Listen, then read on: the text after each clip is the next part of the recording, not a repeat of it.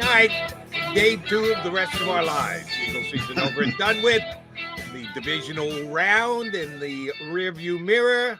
Looking ahead to Championship Sunday next week. We got plenty of football, mostly Eagle related for you here on Birds 365 on the JAKIB Media YouTube channel.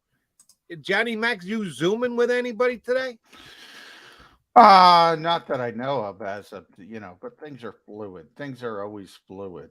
Who knows? You get a head coach named, it's the right head coach. You find yourself on Zoom. Who knows in the NFL? You never really know. You got to have the ability to sit down and hit that Zoom button on a computer on a day in, day out basis. But nothing scheduled as of right now. And since we went there first, why don't we continue on? Jonathan Gannon finds out yesterday he's not going to be the next Denver Bronco coach. A whole bunch of guys found that out. They've cut down their list to 3. And shockingly, the offensive coordinator of the Green Bay Packers, one of the final 3. Oh, don't kid yourself. He is the leader in the clubhouse. Yeah, he got the jet, by the way. We talked about it. He got the jet bringing him in. Wade Phillips, we mentioned last week. If you get the jet, you get the job. That's what Wade said. So after the Packers were eliminated, the jet went out to Green Bay. Yeah, I will tell you that he is very much the leader in the clubhouse. If he's as good as advertised, and there are a lot of people, Zoom, there's that word again, Zoom meetings last week while prepping for the playoffs. He did get a chance to talk to some other teams as well. This is the first chance to get out, and I'm not surprised he makes Denver his first selection because smart guys know that the Broncos may just be a player in the Aaron Rodgers market. So Jonathan Gannon's not going to get that gig, but he's still being heavily mentioned in Houston. I looked this up yesterday, John, and I went back and looked it up again this morning. And that job seems to be the one that at least one segment of what is now considered the media, or at least I consider it the media. Maybe you tell me, what are you talking about, Jody? There are wagering sites that you can go and bet on who gets all these jobs. And a bunch of them have numbers on those positions. And that job seems to be the weirdest one. The guys who haven't even had interviews with the team yet are still the top first, second, or third choice there. But some people think that Jonathan Gannon has as good a shot there as anybody else. If that's the case, since JG's your bud, and he calls you by your first name, and you know I chide you about this all the time, and I'm poking a little fun here. If he called Johnny Mac, you get your phone today, it rings, goes, JG, really? JG's called me. And he said, do I really want to take this job?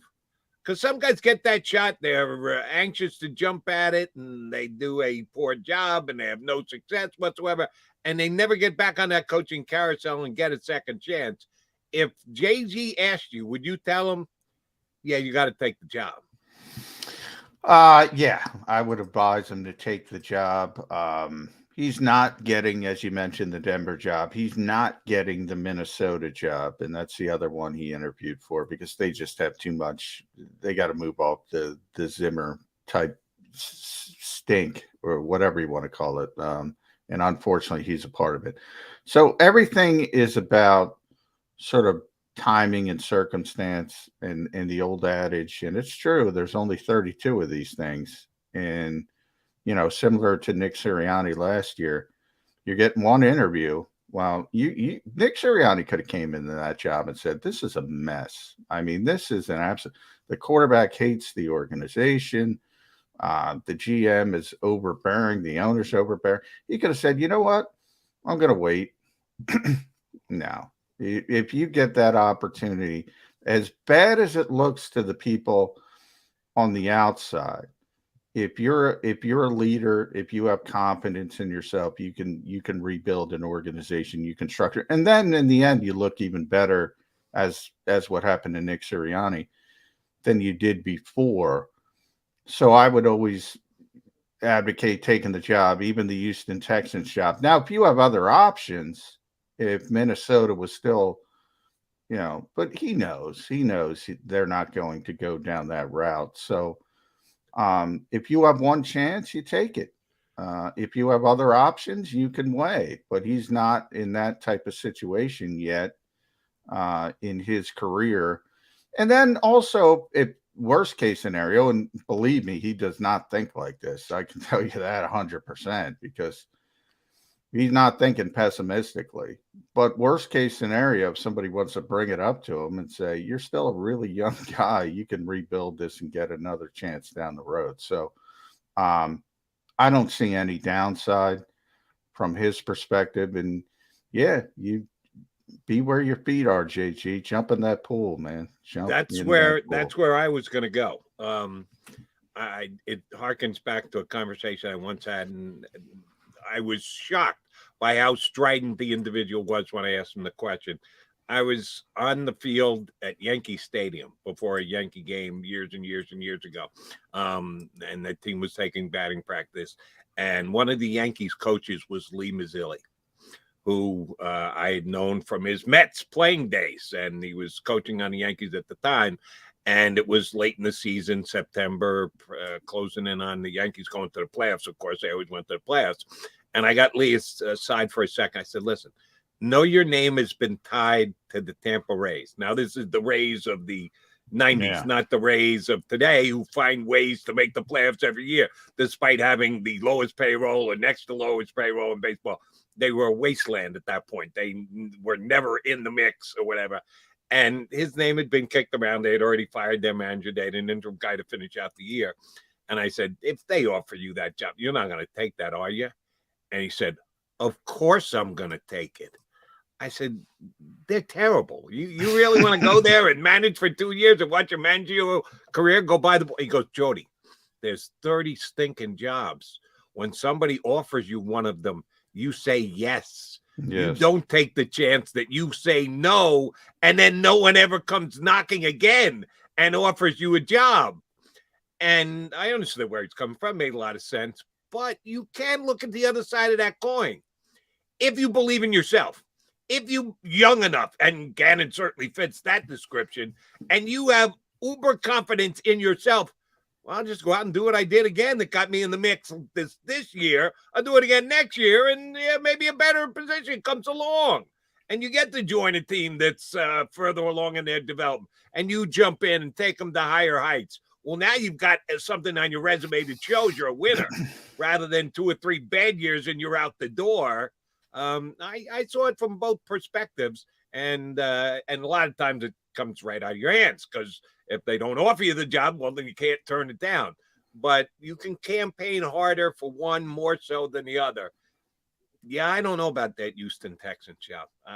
If Gannon goes down there, he could be a 2 and done. We're seeing a lot of that around the league this year. Guys who only get 2 years and then see you later. Bye. You get run out. Well, you're right, but that's where you mentioned, if you believe in yourself. I mean, if he's not the most optimistic guy in the world, he's close. I mean, he believes in himself. So, for me, I agree with you. I'm the type that's going to go, well, this is a bad organization. I'm going to look bad. He just doesn't think that way. I mean, there are certain people that just don't think that way. And he thinks, and it usually helps them in their careers. And I'd rather be like that. I'd rather be eternally optimistic and, believing that you can do something that other people believe they can't do. Generally, that works out well. Now, I think the better example, and you bring up a good one with Lee there, is the NBA and the tanking and Brett Brown. I would not take that job because and Brett, by the way, lasted longer than anybody else in that type of situation. So I give him a ton of credit. Well, from the history of the NBA, for some reason, I always go back to Tim Floyd because he was such a hot college coach at the time, and he took a tanking job, and it was as ugly can be, and he was never the same. He was always looked upon as just a loser, and you never make it past there. And ultimately, Brett didn't make it to the end because nobody makes it to the end, but he made it as far as anybody. And look at where's Brett Brown? Anybody see Brett Brown? Anybody hear from Brett Brown? Anybody notice Brett Brown? Where the hell is he? Nobody even considers him for anything. Now, maybe that changes. Maybe he gets another job because he can at least spin things. So I came back. I had a good team at the end. But you never hear from the poor guy. He's never. Have you? I mean, I'm too immersed in the NFL. I've heard absolutely nothing, and I Yeah. did inquire. I would say, 3 or 4 months ago. It was after the start of the season, but not much after. And I asked a guy that I know that follows all that stuff, and anybody mentioned nothing. Yeah. I don't know where Brett is. He could be up in Maine. He could be out in Australia. My guy had no idea where he was, and he said he has not heard his name mentioned anywhere. Forget about a head coaching job. Just a job in the NBA. Yeah, give me a whisper. Same thing happened to Sam Hinkie. I mean, he's got this legion of fans as an executive, and not a sniff of another job in the NBA because you're stained by it. So they're at both sides of the coin, but I don't think the NFL is like that. As worse as it is, and I would say if you're going to list the 32 situations, probably Houston is 32 right now because of the quarterback situation, obviously, and Deshaun Watson and the executive situation. Right. That's why I asked the question. It's not as bad as the NBA, as a tanking team in the NBA.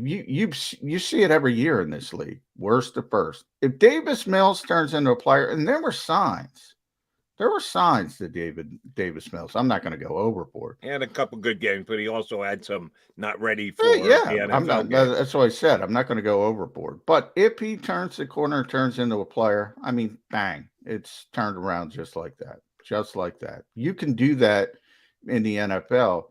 You can't do that in other sports.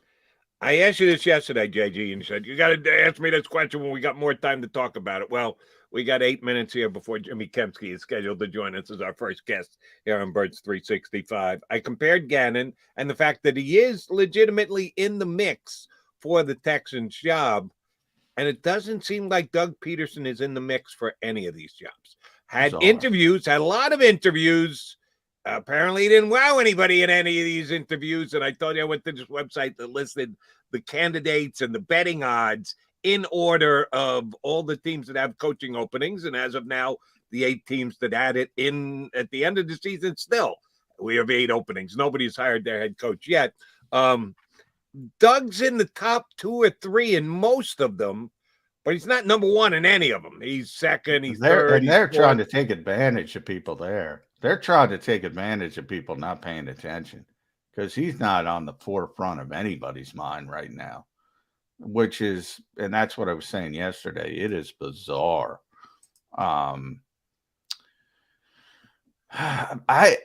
Everybody, one of my problems with the NFL, you have a list every year, Jody, and everybody works off the same list. And the same core group gets interviewed by everybody, or you want to interview everybody. Except Nick Sirianni. No, and that's what I was getting to. And then when you don't get, people say the Eagles are bright, the Eagles are smart, the Eagles get it. Part of that is true. And I want people to listen to this very clearly for those who's, it's half of the people think I love the Eagles, half of the people think I hate the Eagles. Go back to 2016. The Eagles wanted to hire Adam Gase. Period. End of sentence. He wanted too much personnel control. He wanted control. They weren't about to give it up after going what they went through with Chip Kelly. They let him out of the building. He went down to Miami. He took the job in Miami. Location, weather, taxes, all that stuff, more power. Then they wanted Ben McAdoo. I was going to say their second choice. Ben McAdoo was on his way. Legend Jimmy Kempski could probably tell you this story when he jumps on. On his way to the NovaCare complex, they were going to offer him the job. They had a welcome basket. Welcome, coach, new coach of the Philadelphia Eagles. The Giants convinced him to turn around, and the rest is history. Then some will argue, and I'm not in this camp because that the Eagles even went to Tom Coughlin after that. They certainly talked to him.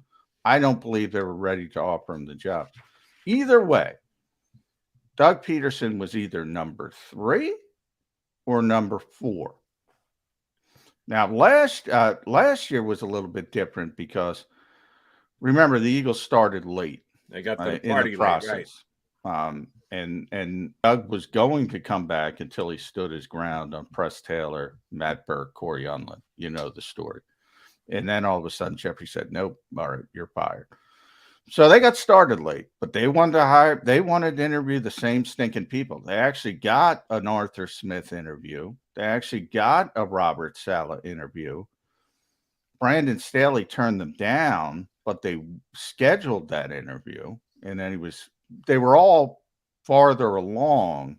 You know, Saleh pretty much knew he was getting the Jets job. Smith knew he was getting the Falcons job. Staley knew he was getting the Chargers job. They started too late. They had the same stinking list as everybody else. Only when they were forced to did they go off the list.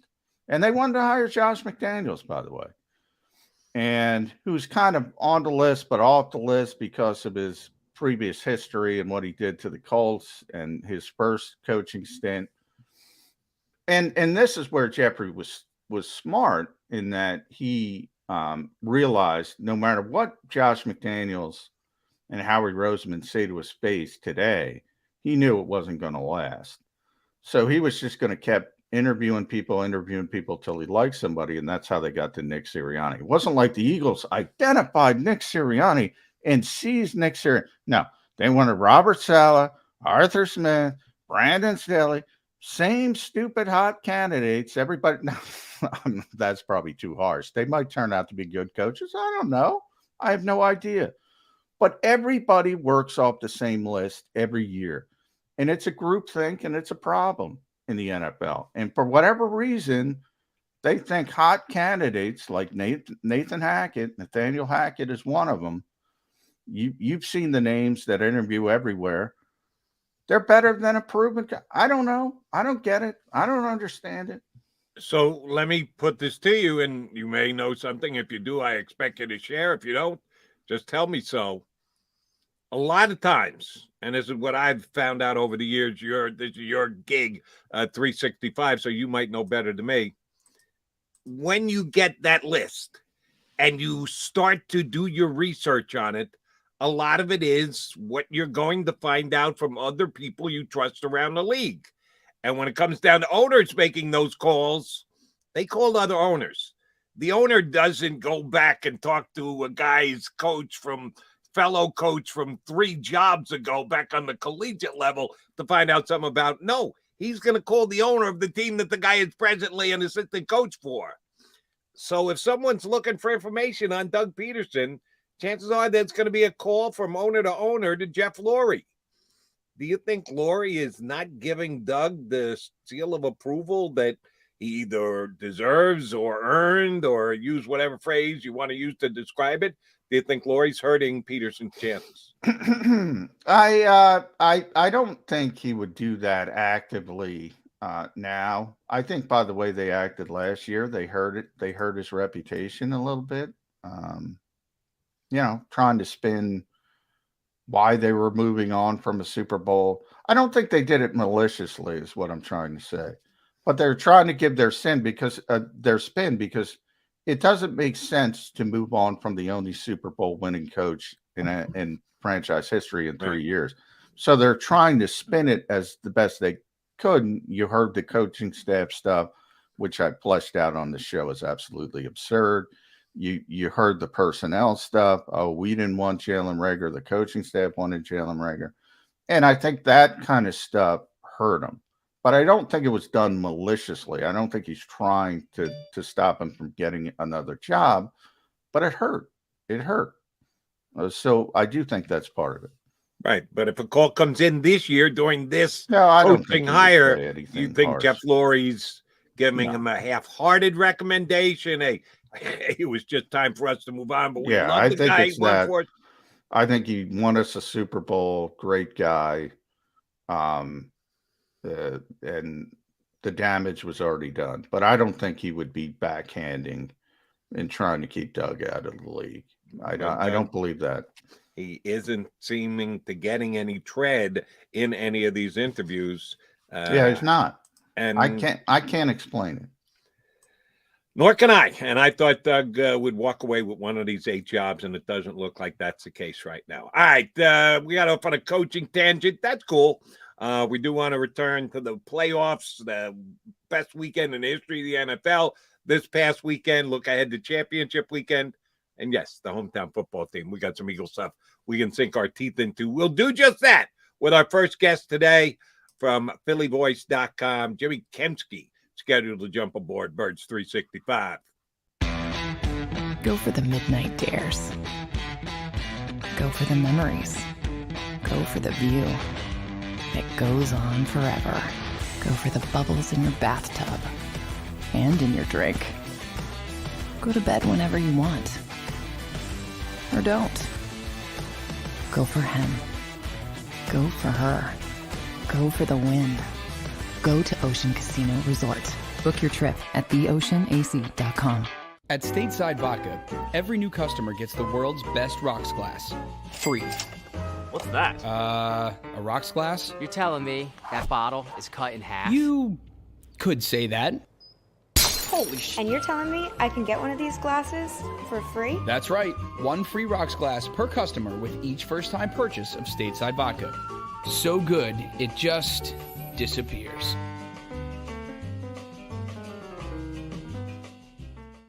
You know you like being right. That's why you should enroll in an Independence Blue Cross plan. It's the health plan chosen by more people than any other, with more doctors and hospitals, more benefits that really rock, more of the coverage you want for the right price, including free doctor visits 24/7. It's a choice you can feel good about, because when you're right, you're right. And when you've got Independence Blue Cross, you're right where you need to be. Call 1-844-200-2583 today to get an Independence Blue Cross plan.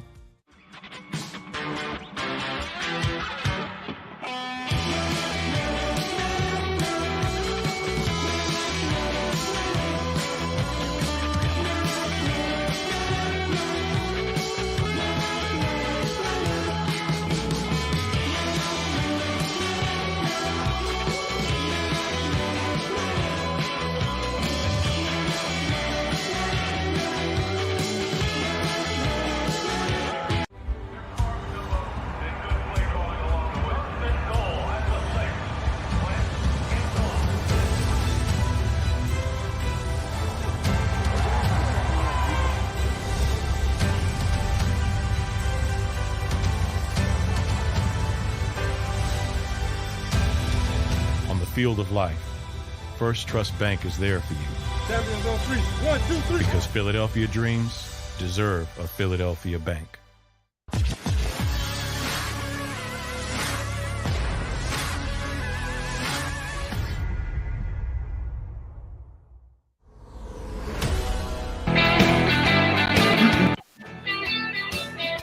Postseason edition.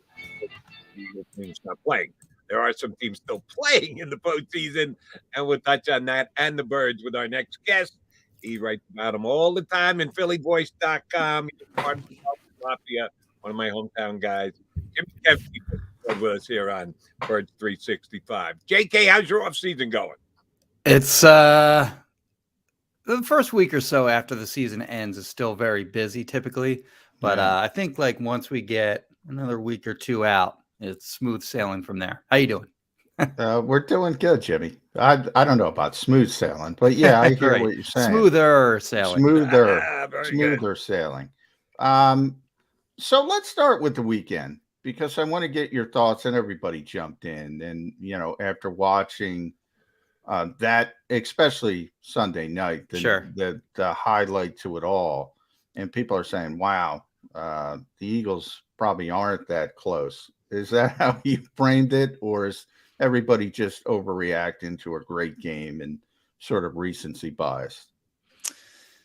Yeah, it's a great question. I do think that you look at the quarterback position, and I think they're pretty far away from what Patrick Mahomes and Josh Allen are bringing to the table. You look at the NFC though, and you have a couple of teams that are, I think, like pretty relevant to the Eagles conversation, with the Rams having traded for Matthew Stafford. They give up Goff and a couple first round picks. Yeah. They bring him in, and they're in the NFC Championship game. And then you have on the other side of the coin, people that want to make the argument, well, maybe you don't really need a good quarterback to be successful in the NFL, which is sort of a stance that I couldn't disagree with more. But that idea is sort of emboldened by Jimmy Garoppolo ending up in the NFC Championship game with the San Francisco 49ers here. So it's sort of an interesting look at those two teams competing to get into the Super Bowl from those two aspects. But yeah, like you said, in the AFC, you have teams like, the Bengals under Joe Burrow, and you have that great game that you mentioned with Josh Allen and Patrick Mahomes. And I don't think the Eagles offense is really close at all to those two teams. I at the same time, I do sort of agree that it is recency bias, and that game was so far out of control. Yeah. And just the level of talent and the level of playmaking in that game really just is sort of, I don't want to call it an anomaly because those guys are capable of doing that, but it is sort of an extreme example of sort of the standard that you want to hold yourself up to. I'm going to go anomaly at least a little bit on one of the two quarterbacks, and that's Josh Allen. I know that the week before against the Patriots, he'd been like as good as he was on Sunday. Yeah. So he had back-to-back just unbelievably great playoff games. But for the regular season, he was good. He wasn't in the MVP conversation this year. He actually, you can make an argument, took a slight step back from his third season in the league. And I comped out the numbers in their second year between Josh Allen and Jalen Hurts, and they're pretty damn similar. Even this year, Josh Allen, and I use quarterback rating, and I know there are a lot of people that have different metrics that they use. There's no perfect one. We can all agree to that. I think quarterback rating or passer rating is the best of a bad lot. It was 16th in the NFL. Jalen Hurts was 22. There's not that big a difference of them between them in the regular season. Now, Allen had the two postseason games he had, and Jalen had the postseason game he had, but I'll kind of chalk that one up for experience. If you look at Josh Allen, there is zero chance that Jalen Hurts can get into his neighborhood at some point during his career. Zero chance. I mean, zero chance. Because the stats, I get that, like, they tell kind of one story, but when you just look at those two players, when you contrast their physical abilities, I don't think there's really any comparison at all between a guy like Josh Allen and Jalen Hurts. The arm talent that Josh Allen has is just so far superior to Hurts. I mean, it's just not even close. And then Allen is, he's a former. That if not, we'll let him drop and.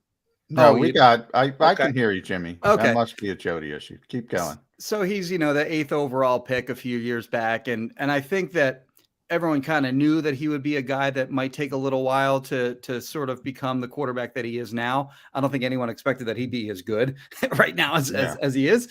But you drafted him. The Bills drafted him on the premise that he's 6'5", he's 240 pounds, he can run, and he's got one of the best arms in the NFL. So you look at a guy like Jalen Hurts, who has, some nice positive traits in leadership ability and tangibles. He can run a little bit, but as far as just from physical ability, he is not anywhere near the same level as Josh Allen, in my opinion. Yeah, I'm on the same page as you with that, Jimmy. And I also add into this because of the mobility factor. And you just mentioned Josh Allen's size, and at 6'5", 240, my closest comparison physically would be Cam Newton. Sure. That he can take sort of punishment. But even that, he's going to get hurt if he continues to play the way he's playing. And I think we said that about Jalen Hurts this year, and people think you're talking about season-ending injuries, torn ACLs. But you saw when he got hurt against the New York Giants with the sprained ankle, had to completely change his game without the mobility in it. And by the way, I think the silver lining it helped Jalen a little bit develop as a passer. But long term, it's hard for me to imagine either of these quarterbacks stay healthy for that. Everybody talks about that. We need the quarterback for a decade. Well, if you play like that, you're not going to be there for a decade, at least at that level.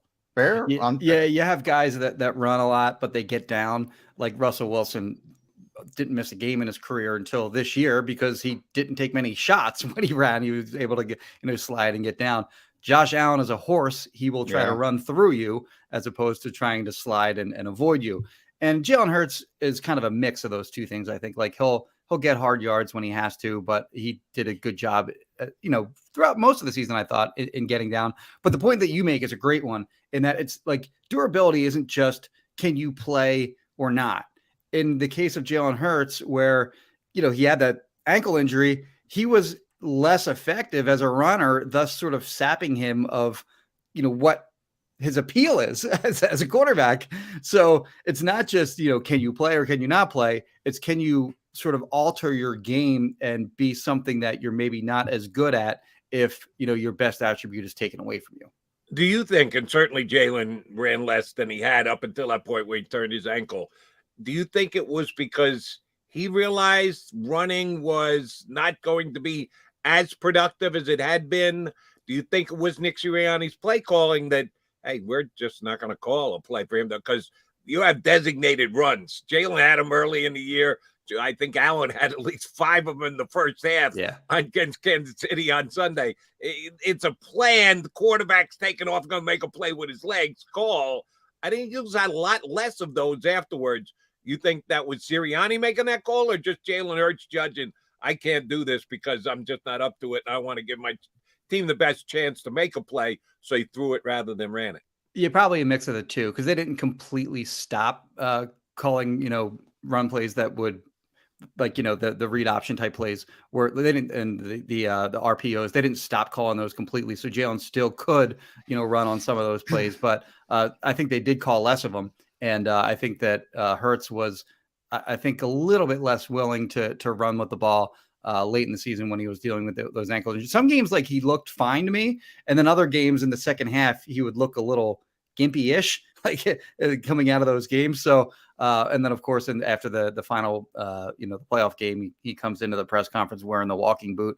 I don't know how often he wore that during the season, but that was the first time I think that we saw it in person. But yeah, I mean, I think that certainly during the last 4, 5, 6 games, whatever it was, during the regular season, we he was limited certainly by that ankle injury. And again, going back to John's point, it definitely affected his effectiveness really as a quarterback during those last half dozen games. All right, bigger picture, Jimmy. I want to talk to you about how the Eagles will look at that weekend of football. And people argued, hey, maybe getting in as the 7th seed wasn't the best thing if you start to think Right. you're a little bit closer, a little bit fool's gold.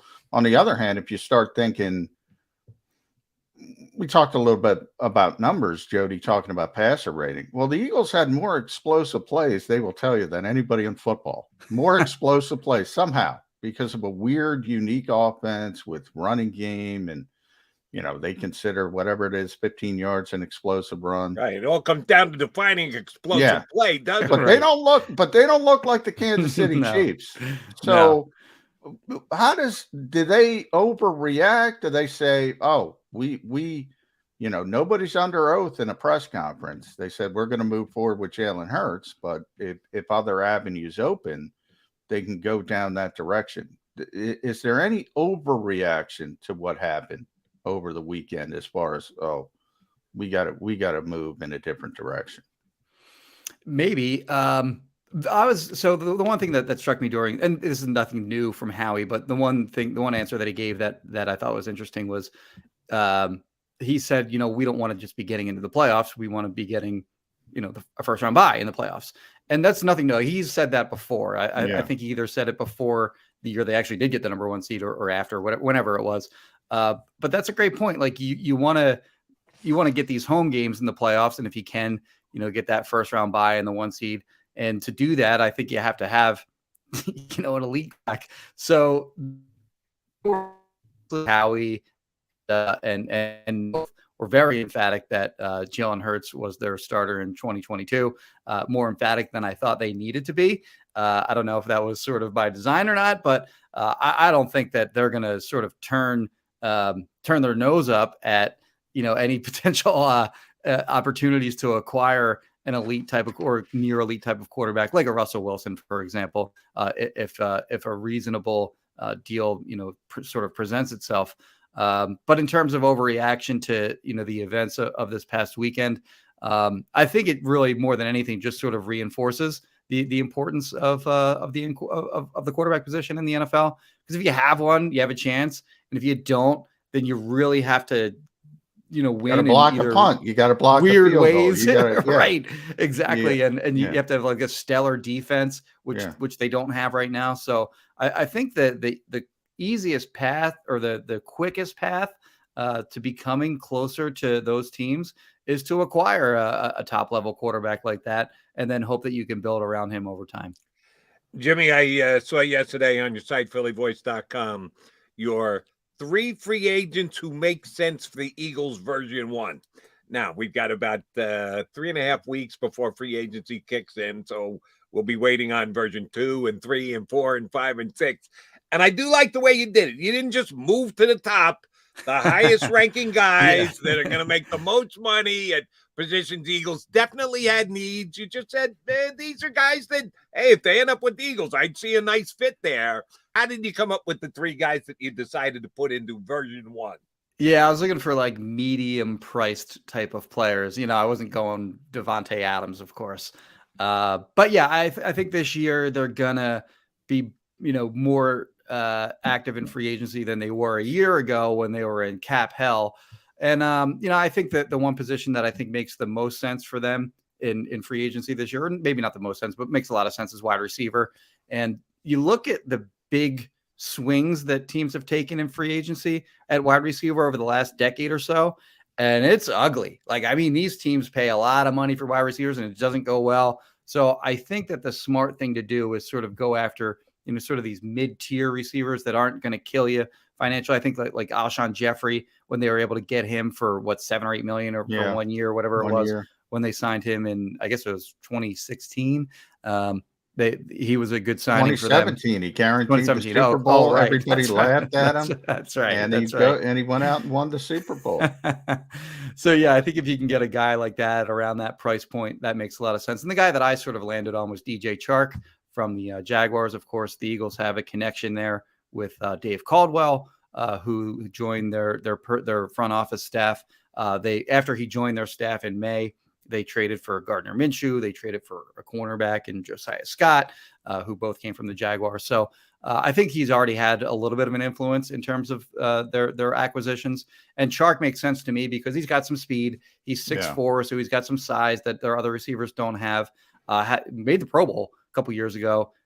In I believe it was 2019 and 2020, his number suffered a little bit because his quarterbacks went from Minshew to a guy named Jake Luton to Mike Glennon, and he still put up over 800 yards. So he's still produced anyway. This year rather, he broke his ankle, only played in 4 games. So I think he's sort of like an under the radar kind of guy that you can get for a reasonable price and can perform. So it was my guy for that. And then Rashad Penny, the running back from the Seahawks, I think makes some sense. Again, another guy that's just been killed by injuries over the course of his career. Yeah. You look at his last 5 games of this year, he had like over 650 yards very quietly. Nobody noticed because the Seahawks their season was in the toilet at that point, but he totally blew up at the end of the year. The Eagles had him in for a pre-draft visit back in 2018 when he was coming out in the draft. So I think he's a guy that makes sense as a power runner who can maybe allow you to get a little younger and more explosive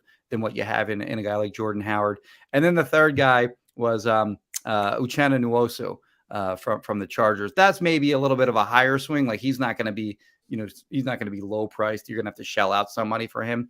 But the Eagles need pass rusher help, and he's not your typical, pan in the dirt defensive end, but he is a guy that can play that Sam position and would be an upgrade, in my opinion, on a guy like Jannard Avery in terms of pass rushing ability, coverage ability, and against the run. So I think if you bring in a guy like that, then that position becomes a lot more important in your defense. And of course, that's sort of dependent on whether Jonathan Gannon returns as the Eagles defensive coordinator.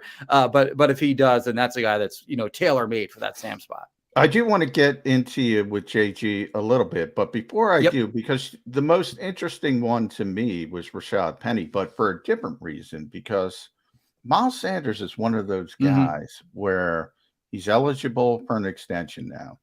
We know the Eagles don't want to pay big money on a second contract to a running back. He's been banged up. He had the ankle, he had the quad, People forget the quad. Then he had the broken hand this year.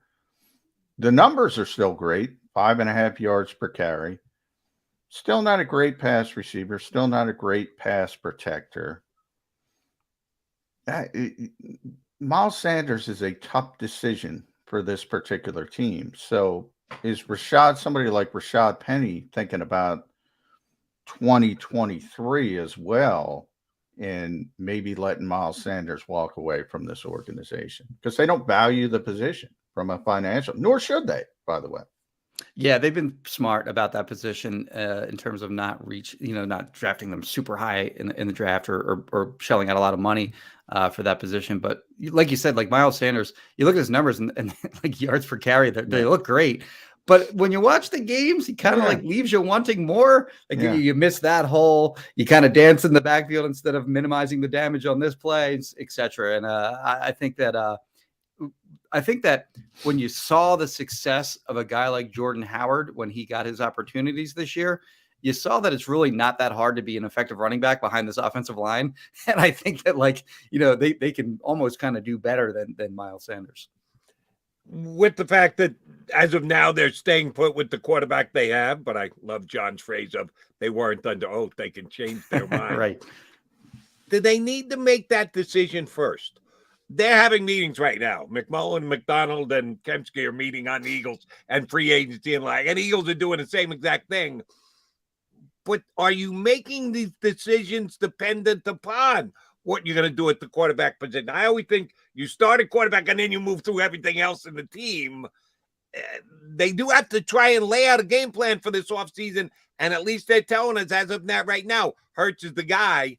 Are they going to stick to that? Or is there a plan B? All right, here's Hurts and everything we got to do. Here's Russell Wilson and everything we got to do. Here's quarterback C and everything else. How do they get prepped and ready to go for free agency, which is now less than 4 weeks away?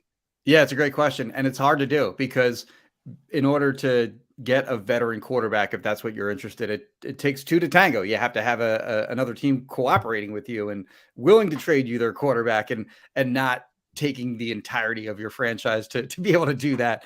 And then if you like a guy in the draft, you're sitting there at picks 15, 16, and 19. There's no guarantee that, you can go up and I mean, you have the ammo to do it, I guess, but there's no guarantee that you're going to find a team willing to do a reasonable deal for you to move up for that kind of guy. So it's hard to formulate a game plan, an offseason game plan on the premise that you're going to trade for a quarterback or you're going to draft a quarterback because you don't know whether you can get those guys or not. So they're in kind of a weird situation where if they stick with the guy that they have in place now, theoretically they're going to be running a run heavy offense in 2022 like they did in 2021.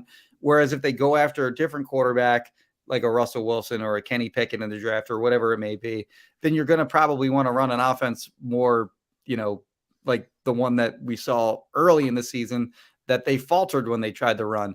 So kind of tough to really formulate an offensive game plan until you have that piece in place. And I imagine that one way or the other, they'll be eager to figure that out before, free agency kind of gets going.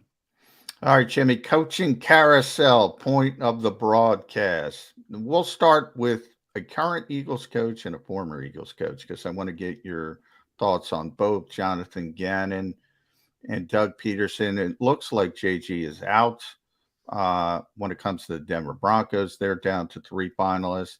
Minnesota's not going to hire him because they just got rid of Mike Zimmer, and the last thing they want is somebody with a connection to Mike Zimmer. So right. It's probably Houston or bust for JG. There was a lot of whispers like speeding up late last week, but nothing early this week.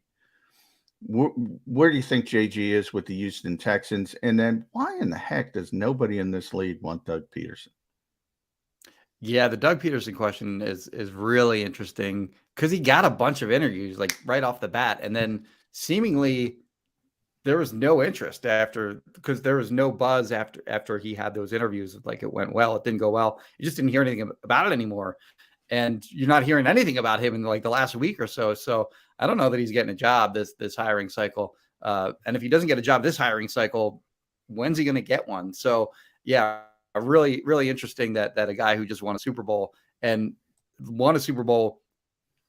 He was a big reason why they won a Super Bowl. Kind of crazy that he can't get another Not job. only that, he changed the whole league, Jimmy, with the uber aggressive. And Ryan Paganetti will tell you, it's like we did this. Why did we not get credit for it? But in Doug's case, did the Eagles do a number on him on the way out the door? Is I guess maybe. Yeah, I think the whole tank game too didn't help his legacy as well. I think that was sort of a whole ugly incident. One thing I will admit, you mentioned Ryan Paganetti. I thought this was interesting. Ryan Paganetti, for those of you who don't know, was the guy in Doug's ear during games, sort of advising him on go for it calls. Even on third and 9, he'd be like, okay, well, if we get to like 4th and 2, then that's a go for it situation, etc. After Doug and his staff was let go, Paganetti wasn't retained either. Paganetti opened a Twitter account and would comment on games during games about the analytics and decisions and so forth. He deleted his Twitter account like a week or two ago, and my mind immediately went to, oh wow, Doug's gonna get a job somewhere because he's gonna bring Ryan with him, and Ryan deleted his Twitter account. And then last week or so, Paganetti's Twitter account back up. so I was wondering, does that mean no job for Doug?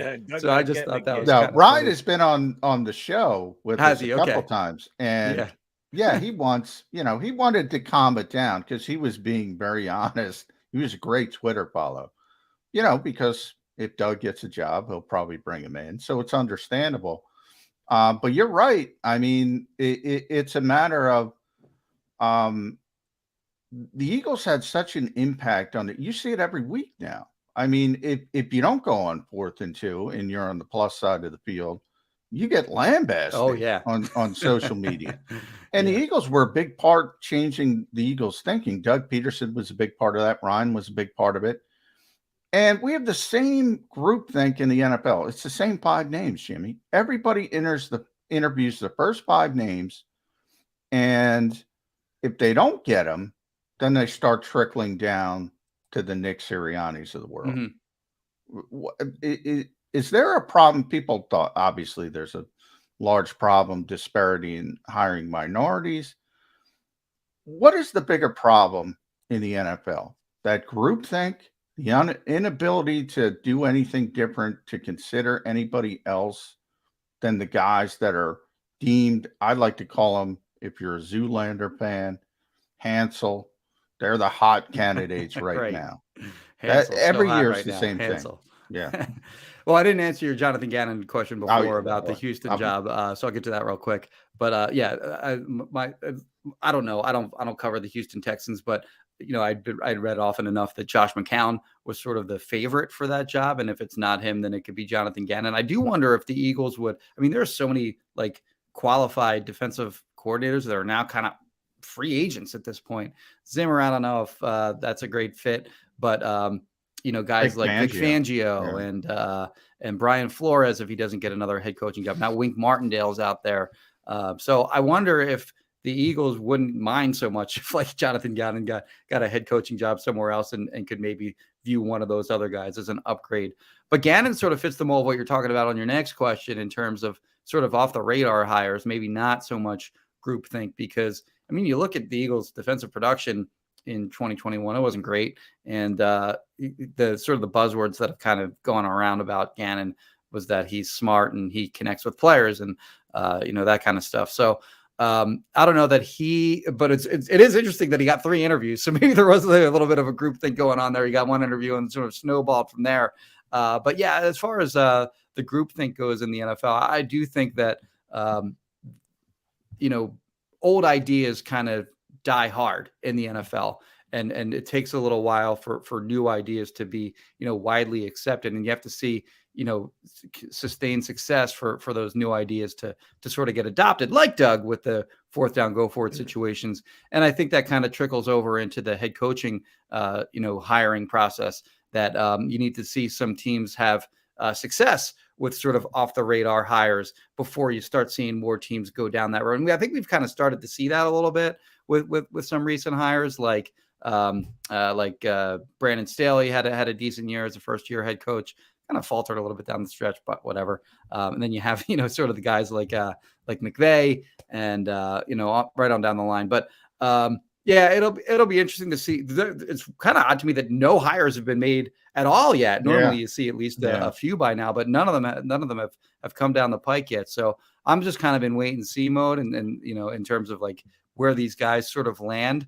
But the Giants had an interesting thing. It's always interesting to me when there's a guy I never heard of that gets the head coaching job, and I can't even think of what his name is. Lou something. The Giants. Donamiro, yeah. I don't even know who he was. So yeah, it seems like these guys are spreading a little bit of a wider net than they did previously.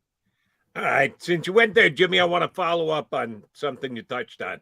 And Johnny Mac, if you want to chime in, please do. But I'll start with Jimmy. You mentioned Tankapalooza, last game of the season in Doug's last year, and what went down there. And it could actually be having an effect on the way Doug is judged at this point. Everybody worked it, you guys at your job on doing it from afar, as to how it came down that the unstoppable Nate Sudfeld got into that game. Was it something that was planted as a seed in Doug's head? Was it something that was hammered home in Doug's head? This would be advantageous for us to lose the game, coach. Was it something that Doug just decided to do on his own because he's a loyal guy and Sudfeld's good in the room? And we heard little variations of all the stories when it happened. Give me what you believe the most. Kempski, they tanked.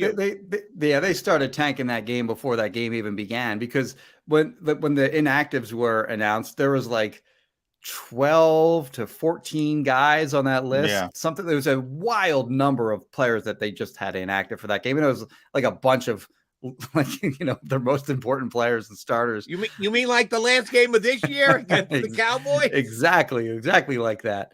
And then even leading up to that game, Doug said, I want to get a look at Nate in this game because, he's tried hard all year in practice and he's a good guy and we're going to let him play a little bit too. So they were already greasing the skids. I always get in trouble for this, Jimmy, but it's a great joke, so I'm going to throw it out there. Okay. They treated Nate like he was a Make-A-Wish kid, like he hadn't been practicing. I get in a lot of trouble for that, but it's like he's an NFL player. I want to see, they treated him like. And it wasn't like Hurts was playing poorly in that game when they pulled him. He was at least keeping them in it. And then as soon as Sudfeld came in, he was playing poorly, but I think Washington was playing. Remember, he missed the throw in the end zone. Washington was playing so poorly. I think they were surprised they were in the game. And at that point, it was so obvious. They just thought they were going to get rolled over. But I asked Jalen after the game if he knew he was, and he said yes. He knew he was getting taken out of the game. Yeah. So, the Eagles definitely tanked it, but I don't know. Who cares? Howie's up in the box going, come on, Washington. Yeah. Exactly. We're doing everything to get you into the playoffs, you bums. Come on, take this game already. And they just wouldn't do it. By the way, Jimmy, it is Lou Anarumo, who is the current defensive coordinator for the Cincinnati Bengals. And nobody knows him, and they're in the Final Four, which tells you about the Bengals. But so Lou's doing a good job for that team. PhillyBoys.com, Jimmy Kempski. Last question from me involves sort of the draft and 3 first-round picks. If I had to pin you down, obviously not players, positions. Yeah. Edge rusher, corner, quarterback. Do they start? Just because people say Kenny Pickett isn't worthy of being the top 5. Well, we're talking about 15, 16, 19 now. What do you think the Eagles' early thoughts are? Well, if they use all 3 of those picks, I'd be shocked if one of them wasn't an edge rusher. Shocked. So that's number 1 on my list. It's clear that they need help there, and not even just a starter, but also depth at that position. So that's number 1 for me. And then, at quarterback, beauty is in the eye of the beholder. So some people don't think that this is a quality quarterback draft. There might be 4 guys that still go in the first round of this draft, and Kenny Pickett and Matt Corral. Malik Willis has a chance to go round 1. Sam Howell has a chance to go round 1. So there are going to be teams that like these quarterbacks more than, maybe me, you, or the average Joe fan. some of these guys are going to get taken like early, like maybe even like Kenny Pickett might go top 10 for all we know. A couple guys might go in the teens for all we know. And you look at draft history, like Deshaun Watson went what, like 10th?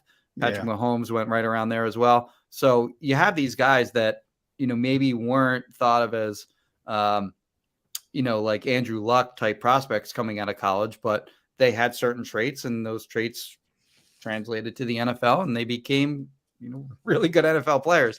So yeah, I wouldn't completely rule out that they take a quarterback and with one of those 3 picks. Maybe a little bit of a surprise that if they saw it so much differently than the rest of the league. I think if the Eagles really liked a quarterback, they try to move up and get them, as opposed to just sitting there at 15, 16, 19 and hoping that they get back to them.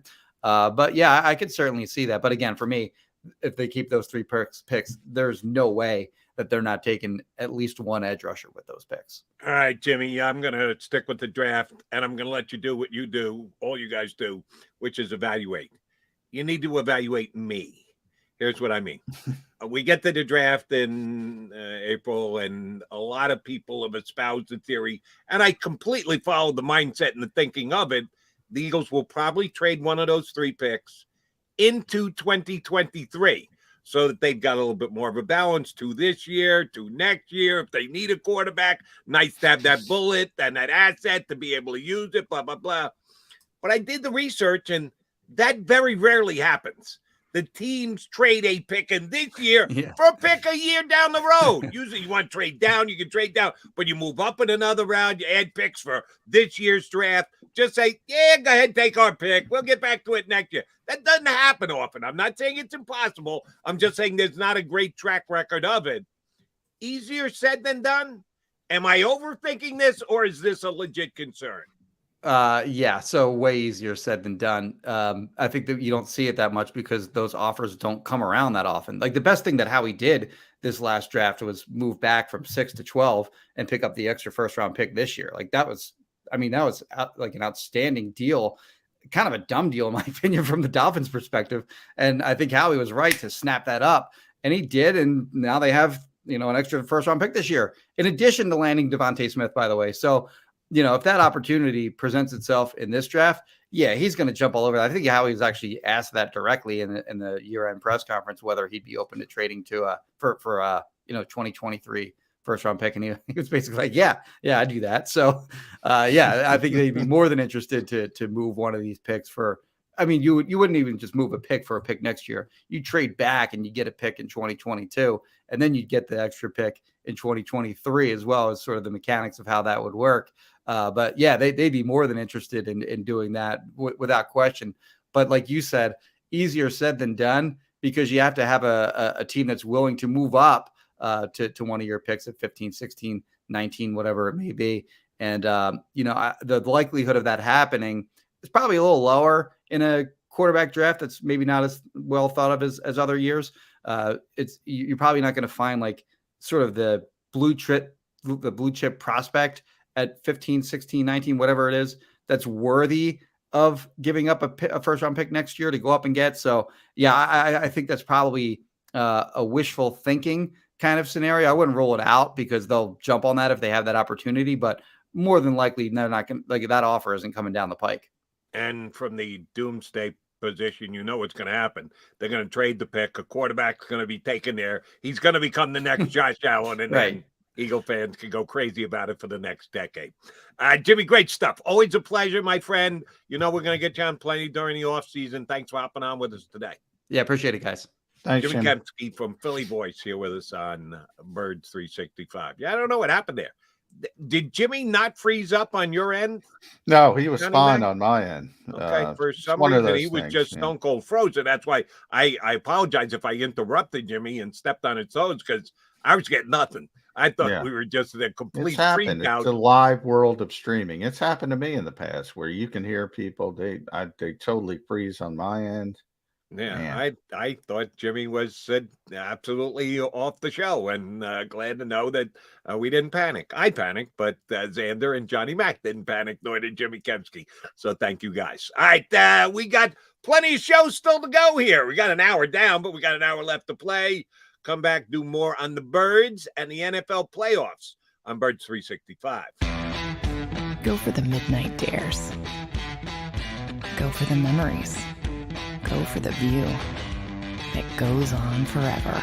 Go for the bubbles in your bathtub and in your drink. Go to bed whenever you want. Or don't. Go for him. Go for her. Go for the win. Go to Ocean Casino Resort. Book your trip at theoceanac.com. At Stateside Vodka, every new customer gets the world's best rocks glass. Free. What's that? A rocks glass? You're telling me that bottle is cut in half? You could say that. Holy shit. And you're telling me I can get one of these glasses for free? That's right. One free rocks glass per customer with each first-time purchase of Stateside Vodka. So good, it just disappears.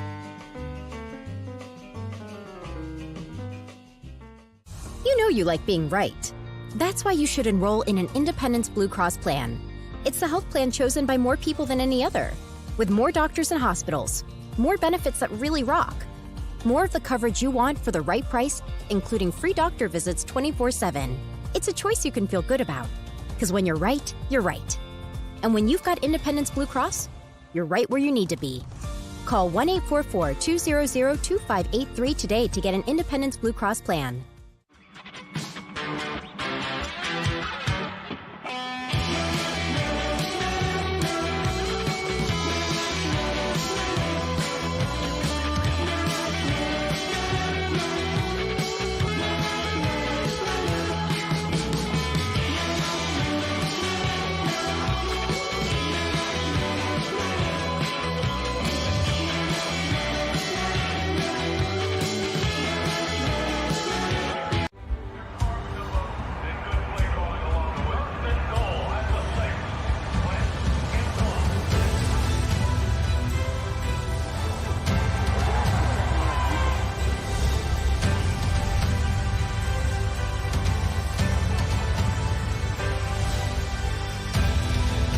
Field of life, First Trust Bank is there for you. Champions on three. 1, 2, 3. Because Philadelphia dreams deserve a Philadelphia bank.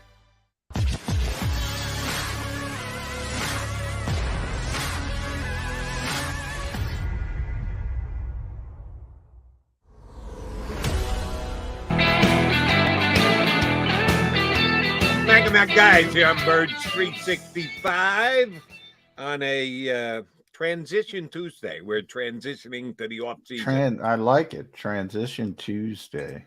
We had a transitional year, according to the owner, this past year, and I think they're still transitioning. Howie didn't completely move away from that, but he did say after the season they had by making the playoffs, it might not be as transitional as maybe they thought 12 months prior. But we're transitioning into off-season mode here on Birds 365. We're now a week of removed from the Eagles not playing. We had the unbelievable divisional weekend, for your truly's opinion, the greatest football weekend I've ever seen, and I've been watching the NFL for 50 years. But I've got this to run by you, J-Mac, and I was surprised by this. I saw it, looked it up right before we got on the air today.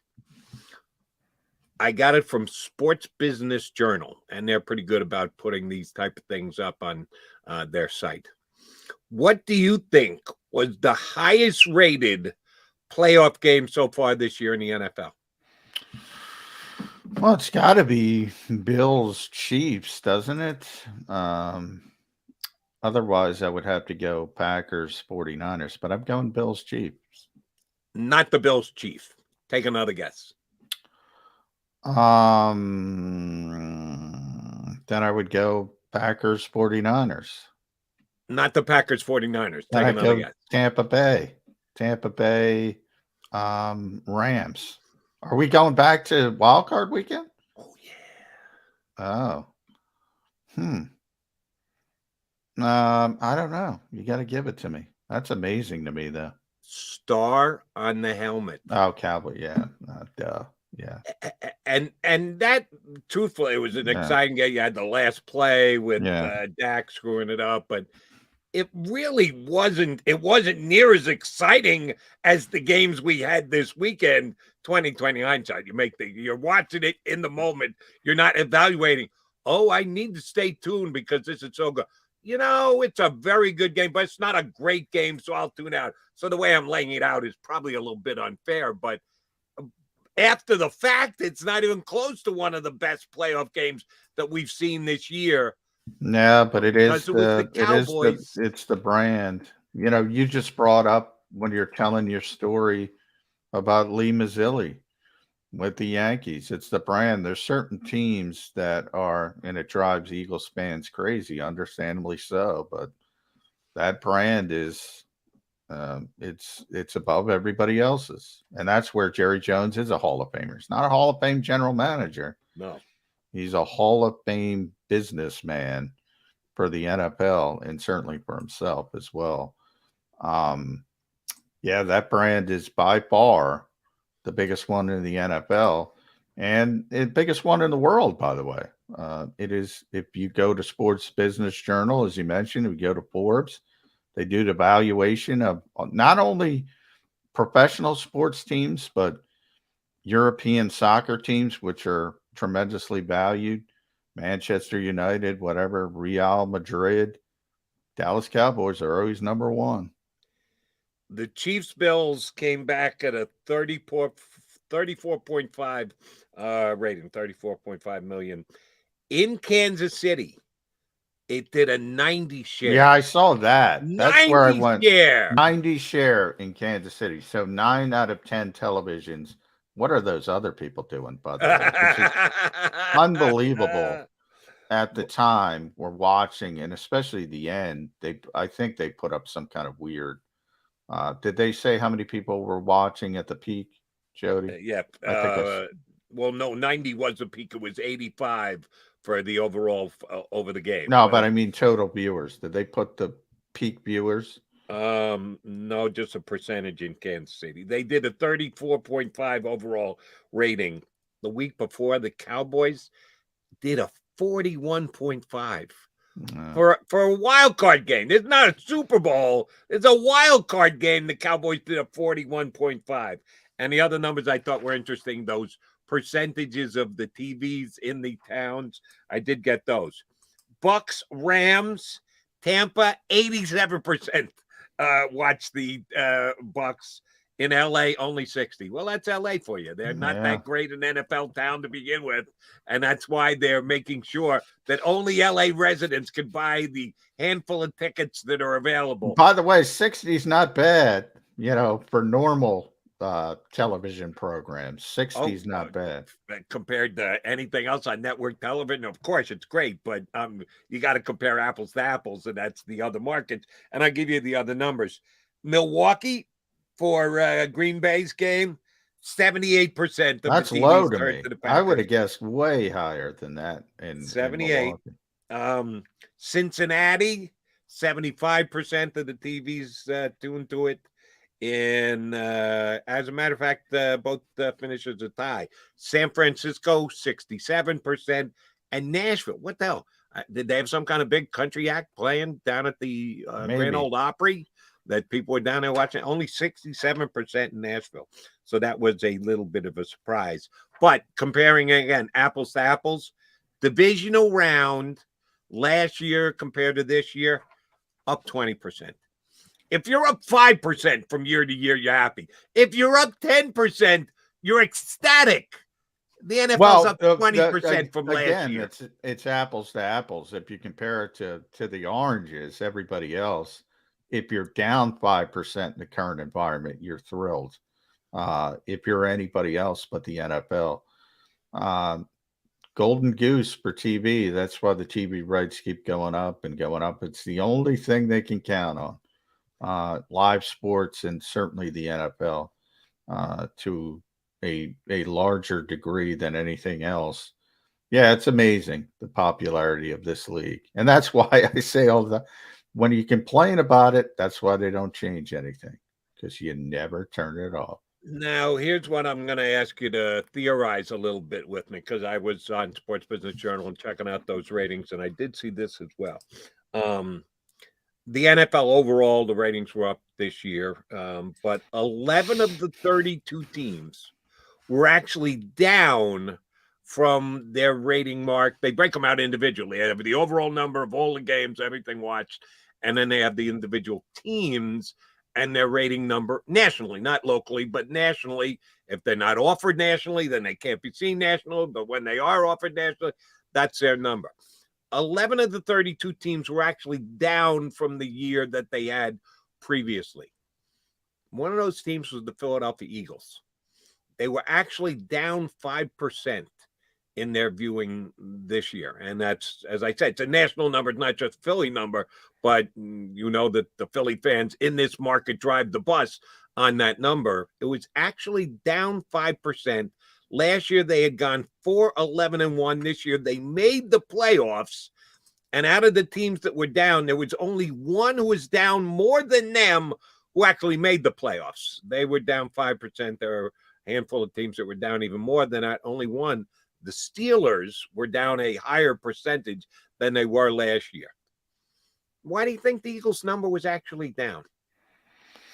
My guess, purely a guess because I haven't seen it, is that it was from early in the season. I think there was a lot of, a lot of people thought this was going to be a really bad football team locally. And I think it probably rebounded late when they realized, they're not that bad. But I always, the Eagles fans are pretty spoiled. I say it all the time. It's not Green Bay level of spoil, but this generation, since, 99 is my demarcation line when Andy Reid got here, that generation expects the Eagles to be good and will not accept anything else. And when you're coming off a 4-11-1 season, there's some disinterest that creates some disinterest. I remember in this town, and I'm sure you remember, I still remember the number 17,077. That's how many fans the Flyers would draw to every game, every single game. And you look at now, you see on social media, different generation, not the same fan base, really bad team. I never thought I'd see the day. Yeah, you have the pandemic as well that enters into it. You have all these hoops you got to jump through to get in the game. All these things. There's a lot of context to it, but I never thought I'd see the day where the Flyers would have trouble filling up that building. Well, they are having trouble filling up that building. And, the Eagles fans, they don't remember Marion Campbell. They don't remember the bad years. They don't remember bad football. And when they're coming off a 4-win season, there's covering this team every day in training camp. There was a lot less juice than there usually was. And then there's Birds 365 streaming. We killed their ratings as well. You think so? We're dragging them down? Yeah. Don't quite go with you there on that one. Two things. Number one, you're absolutely dead on about the Flyers. I had my buddy Anthony Sanfilippo, who covers the Flyers for Crossing Board, on my show last night on WIP. And he said, Jody, the building wasn't half full last night. It's amazing. Said, never thought I'd see it. Under 10,000, because it holds about 18 when full. He said it was certainly under 10. It might have been under 9, which would been less than half full. Entire sections open. And the Flyers, of course, have lost 12 games in a row. So very fair reason to not show up for the Flyers right now. But you're right. Forever. It doesn't matter. They have a loyal fan base that goes come heck or high water, no matter how much the team stinks. Not as much this year as previously. And yes, I think I'll state it differently, but I'm making the same point you did. The ratings are mostly dictated by what happened the year before. It takes a year to set in. So when the Eagles went 4-11-1, they knew they were going to pay for it the year after because people mostly buy the tickets well in advance. So last year when they were a poor team, but they had won a Super Bowl, made the playoffs 3 years prior to. So people are buying those tickets and generating that interest and believing in the team coming in. After a 4-11-1 team, everyone's going to go, oh, what happened? we kind of stunk last year. Do I have to like scale back a little bit my interest in this team? Because do I want to watch another bad? I paid for it last year by watching that bad team all year long. Do I want to make that same kind of commitment? Yeah, you don't think of it that way, but it really has shown up over the years in the results. It's a year later. You pay for things a year later, or you continue to benefit and you don't pay for things in a bad year because the year previous had been good. So there's like a drag effect on it. And I was surprised that the Eagles were actually down. I wrote it down. Let me give you the teams who are way off. Houston. Any great surprise there with Deshaun Watson? Yeah. I don't think so. Seattle was way down. They fell off the face of the earth. Giants, the major loss in interest. Chicago, not good. And there's some major markets there. But yet the NFL was up 20%, despite the fact that these major markets had massive drop-offs. That tells you how big they were in other places. Pittsburgh was down more and Atlanta was down more. But the Eagles were off by 5%. So there was a drop-off this year, but it should build back up. On the strength of Jalen Hurts being their quarterback, we'll find out. All right, Mac and Mac guys here on Birds 365. Still got plenty of time to chat you up. I want to get back in. We haven't even started to look ahead to this weekend's playoff action. I do want to ask John again about the quarterback thing. We did this last night on my show. I want to run it by you about the fact that the results were the results. Everybody's, oh my God, we don't have a quarterback in Jalen Hurts who can compare to Allen and Mahomes. But there were a couple of results this past weekend that you can actually paint with an optimistic brush. That's not always my want, but I want to do it again. We'll try here. Gannon brush, optimistic. I don't think I'm even in the same ballpark with Jonathan Gannon when it comes to optimism, but I'm going to try next here on Birds 365. Go for the midnight dares. Go for the memories. Go for the view that goes on forever. Go for the bubbles in your bathtub and in your drink. Go to bed whenever you want. Or don't. Go for him. Go for her. Go for the win. Go to Ocean Casino Resort. Book your trip at theoceanac.com. At Stateside Vodka, every new customer gets the world's best rocks glass. Free. What's that? A rocks glass? You're telling me that bottle is cut in half? You could say that. Holy shit. And you're telling me I can get one of these glasses for free? That's right. One free rocks glass per customer with each first-time purchase of Stateside Vodka. So good, it just disappears.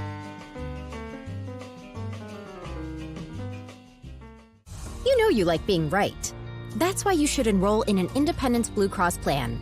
It's the health plan chosen by more people than any other, with more doctors and hospitals, more benefits that really rock, more of the coverage you want for the right price, including free doctor visits 24/7.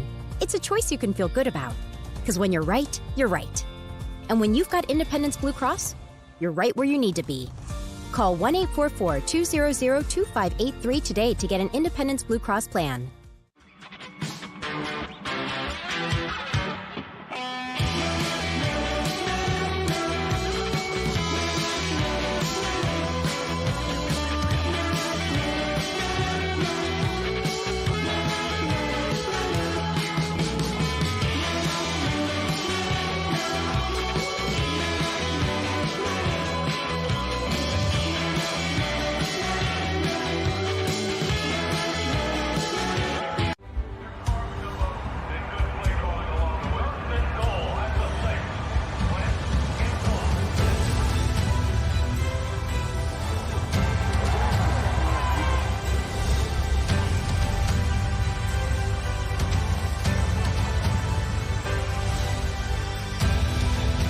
Field of life, First Trust Bank is there for you.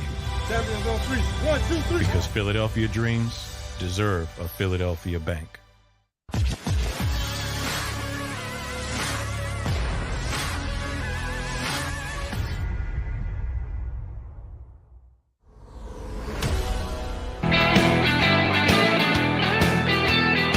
got Mac and Mac here on the JAKIB Media YouTube channel on Birds 365. Do us a favor, punch that like button. What should they do, John? Like, share, and subscribe. I was Or- just putting up my head coaching predictions, Jody. My current predictions. Okay. How often do you do that? I think that's the second time. I just All right, felt like run them down for me. I felt Karnak like the giving Magnificent. Old Takes Exposed something to tweet Okay. down the road. All right, I'll give them to you. Chicago Bears. I'm going with Matt Eberflus. Denver Broncos. Nathaniel Hackett. Houston Texans. Jonathan Gannon. You're trying to get your boy JG out of town. I don't get it. Jacksonville Jaguars. Now it's just what I think is going to happen. Byron Leftwich. Yeah, I like that one. Las Vegas Raiders. I have no stinking idea. Can't get a beat on that team ever. Miami Dolphins. Vance Joseph. Minnesota Vikings. Kevin O'Connell. New York Giants is the easiest one. Brian Daboll. So, and that's it? You ran them down all? That's it. That's all of them. Here's the question I would have to you after you run them down as that. Flores not getting a gig. Not right now. I don't see a path. I do not see a path for Brian Flores. And if that's the way that it shakes out, basically I would say. Now the Raiders, I don't, maybe. Right, you haven't put the Raiders into the mix yet. If it's me just sitting back and analyzing it, I would say that since right now no one has hired their new coach, that means that 8 teams have failed. Because even though you and I are both Doug Peterson fans and want to see him get a job and can understand why he's not in the mix, Flores is the leading candidate. That's my estimation. Is he a better fit with some more than others? Sure. Any team that's looking for a head coach right now, they've got choices of anybody because nobody signed. Yeah, that would be a failure for every team for me because he's the number one candidate. And in some years, at least the way I look at it, you got 2 or 3 candidates, 3 or 4 candidates. They're all close. They're all the same. Well, take the guy that's a better fit for you. You got a better offense as of right now, so he's an offense. No, he's the best candidate. There's him, and then they start to come down in a pecking order, and you don't think the number one candidate, that's my opinion, that's my ranking of him, you don't think he's going to get a gig, huh? No, I'm looking at it because I keep this little tracker of who interviews where because it gets I'm trying to see where he's interviewed. Chicago interviewed him on January 14th, so really early in the process. Denver did not interview him. They're already down to the finalists. Houston interviewed him early. There was some speculation there because of his history with Nick Caserio, but that is sort of seems to have wavered. Jacksonville did not interview him. The Raiders have not, but they just got started. The Dolphins did not. They kind of fired him, so I don't think they're going to re-interview him. Yeah, I was just going down on that. I'm not thinking. Looking at the list, you're right, obviously. The Vikings did not. The Giants did. Or are expected. I don't know if the Giants, there was talk, but I don't know if it ever happened. I never confirmed that. And the reason why I like your line of thinking is the Giants just hired the assistant general manager, exactly. Bills, and Dable's been there the last couple of years. And I like Dable, and I think he's a legit candidate. I think he pales in comparison to Flores. The Giants and all these other teams who haven't brought him in for an interview, I think, are making a major mistake. He's, for me, the runaway best candidate this offseason.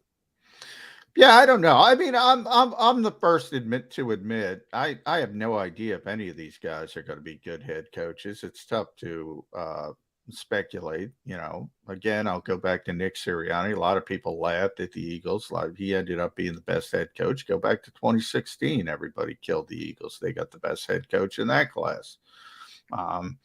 I've seen too many Adam Gazes who people told me, "Oh, this guy's an offensive genius." He's one of the worst head coaches I've ever seen on 2 different occasions.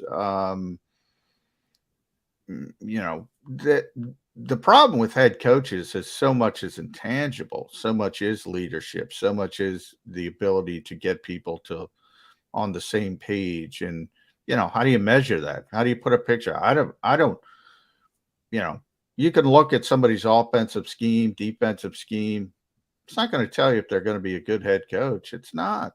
It's going to tell you probably if they're going to be a good coordinator somewhere. Todd Bowles would be my most example of that. I wasn't happy with him this weekend, but overall, he's a pretty darn good coordinator over a large sample size. I know you didn't think he was a good head coach. I know a lot of Jets fans didn't think he was a good head coach. More to it than scheme. And that's where you get that adage, if you're hiring a scheme, you're doing it wrong. I'll give you the 2 reasons why I'm as big a Flores fan as I am, and they came to fruition in the second half of this season. I thought he was a good hire when they hired him. I thought he did a pretty damn good job last year. Won 10 games last year. Dolphins didn't make the playoffs, but he won 10 games last year. And this year, he won 7 games in a row. Now, granted, he lost 7 games in a row, too, but he won 7 games in a row, and that's not good enough to keep your job. They end up losing in week 17 because, we played 17, so it was week 18. So they lose in week 17, and it eliminates them from the playoffs.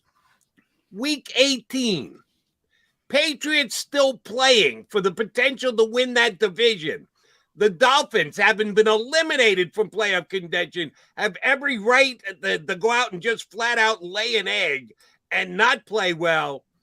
And he goes and beats Belichick last week of the season when Belichick is still desperate to win and he's got nothing to do. Flores goes and beats him, and he's not the top coaching candidate. All right, I'll give you more. Are you? I think you and I touched on this from time to time on the show. How big a Pro Football Talk fan are you? Not that big. Really? It's mainly from. That's a bigger conversation. Mainly, I'll just leave it there. Okay, you're not as big a fan. I think Florio's got good sources. I think he's a good writer. I'm on it umpteen times a day, every day. And he fleshed something out last week, 10 days ago, whenever it was, which I think just pointed to what Flores had to deal with. The whole Deshaun Watson to Miami thing. Season goes, they lose late, they don't make the playoffs. Here come the stories about the coach desperately wanted the Dolphins to trade for Deshaun Watson. That no one else in the organization, it was all about the coach coming in and banging his fist on the table. You got to get me Deshaun Watson, which Florio threw the flag on and go, that's just not true. As he was reporting on the story during the season, he was getting, it was all about Stephen Ross, who then threw a monkey wrench into it and said, oh, we'll take Deshaun. They worked the deal out, but he's got to get all his lawsuits settled before we make the deal. Well, in other words, you're not making the deal. But Ross was doing all that negotiating, and they had stories planted with guys like Adam Schefter to tell the tale that they want told, which was, oh, wasn't us. Well, no, we weren't doing it. It was a coach who desperately. So we, to appease the coach, had to go out and try as hard as we could for Deshaun Watson. And it just wasn't true. So, like 2 days later, Schefter had to come out with a cover his rear end tweet of, well, no, I'm now being told that the entire organization was behind the desired acquisition of Deshaun Watson. It was the owner who wanted Deshaun Watson, not the general manager, not the coach. They were all in the loop, but the driving force was Ross, and he wanted to wash his hands on it. So let's stick it on the coach. Let's fire his rear end, and we'll make him the fall guy for us. First of all, wanting to get Deshaun Watson, and then not being able to get Deshaun Watson. So the guy got screwed too on the way out the door. And if you have to work for an owner like that, that tells me that you've got a chance to work for any owner in the league. That's one of the reasons why I like Flores as much as I do. I think he was painted with an ugly brush that he didn't deserve down in Miami. Well, I will say this, and we kind of talked about it. Well, a couple things. You went into how the sausage was made, and it's our buddy Mike Sealski. I'll give him credit for this term, information brokers. So a lot of the things that Adam Schefter and insert name in any other sport, you know who they are. Get the information they get is because they're handed the information by powerful people, whether it's owner, GM, and it's sort of a trade-off. It's not traditional reporting where you get, double sourced. It's, it's handed. It's a mutually beneficial relationship. And what we talked about with Doug Peterson is the second part of it. Well, that's a big part of being a head coach in this league. And if you can't get along with the owner, you're not going to be a head coach in this league. And that's one of those intangibles. Like, you can't put a number on that. You can't say, well, he's 31st in the league or he's first in the league at getting along with his owner. You can't do it. There's not a list like that, McMullen. You can't find that anywhere on the internet. Come on, you know where to find it. So we put on, is Jeffrey Lurie, and I don't believe he is, as I said. Is he trying to disparage Doug Peterson when people make that call? I don't know 100%. I don't think he is. I know they tried to spin their way out of firing a Super Bowl winning coach, and they said some negative things in that fashion, and maybe that has carried over. Well, if the owner doesn't like you and you're not getting along with the owner, and all of a sudden owners talk to owners and they start saying, well, what am I getting with Brian Flores and Stephen Ross? And I don't know if this happened, but that was the spin coming out of South Florida. I don't have that. First, it was Chris Greer. It had nothing to do with Chris Greer, the GM. It had to do with the owner and the relationship with the owner. So if, some of these teams who have interviewed Brian Flores are calling up Stephen Ross, and he said, this guy's a pain in the you-know-what. You can't get along with him. Too headstrong, all that kind of stuff. Well, that's going to limit you.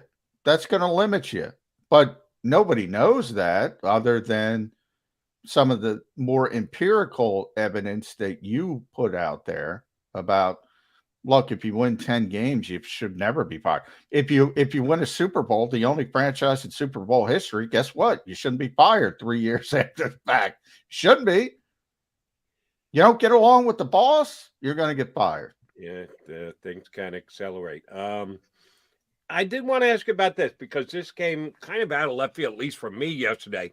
That Sean Payton might take a break from the New Orleans Saints. It's, again, big picture, you knew it was always a possibility, but unless someone is reporting it directly, you kind of forget that it's a possibility.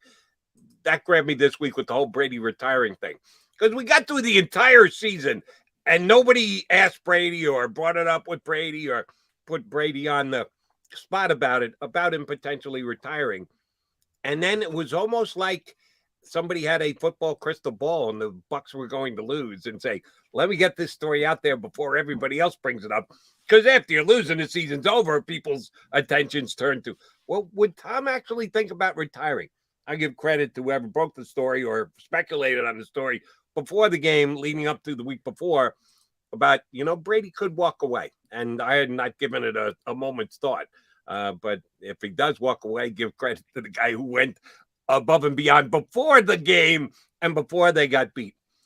Same thing with Sean Payton. Sean Payton's, I think wasn't he the first NFL head coach to get COVID 2 years ago, and he had to go into isolation, and he got it again this year. He's had some health issues from time to time. He's got player issues down there in New Orleans. I think of him as one of the best coaches in the NFL. He got one Super Bowl, and others have got more than him. Only one. Right. Only one. But he's I been always in the, laugh at that. Yeah. He's been very in the hard mix to win a for Super Bowl. several others. But Yeah. right, he does have one that there aren't that many guys who can actually say that. That he might look to either walk away, retire, or take a year off, or see if the Saints want to try and trade him to another team and get something in return if he wants to go on with it. It sounds kind of like the Aaron Rodgers situation in Green Bay. Could retire, could stay put, could kind of force a trade. What do you make of this kind of evolving Sean Payton, not a lock to be the Saints head coach story? Well, I think that would, I just mentioned I put out my coaching predictions. That would upheave everything. If he did say, I want out, and I want to go to a different organization, there would be a lot of teams in that line to try to get Sean Payton, starting with everyone for years has speculated Dallas because he lives there. Jerry loves him. Everybody talks about Dallas has 47 head coaches in waiting, basically at all times, because nobody stops talking about that team. Look, I don't know. When you have Drew Brees for that long, like it's tough. It's tough. You go, do I want to go through this again? They did a great job getting as close as they did with Taysom Hill, all the issues, Trevor Siemian, which kind of tells you the coach Sean is, but it's so much harder when you don't have the Drew Brees behind the line of scrimmage, and you can do so many different things. And I think guys just get tired and they say, do I want to go through this again? It's like, when people are speculating Aaron Rodgers, if he's going to stay in Green Bay, if he's going to leave, the one thing he said, he doesn't want to go to a rebuild. He doesn't want to go to a team that's not in a position to win. Same thing with coaches. They don't want to go to somebody who doesn't have a quarterback, who doesn't have a certain situation at the quarterback. And how many coaches are in trouble that have good quarterbacks? Very few, because that's the secret sauce. And again, we just talked about. It doesn't surprise me he's thinking about end of the day, though, Jody. I think he's not even 60 years old. I think he's 57, 58, somewhere in that range. I don't think he's retiring. I'll say that.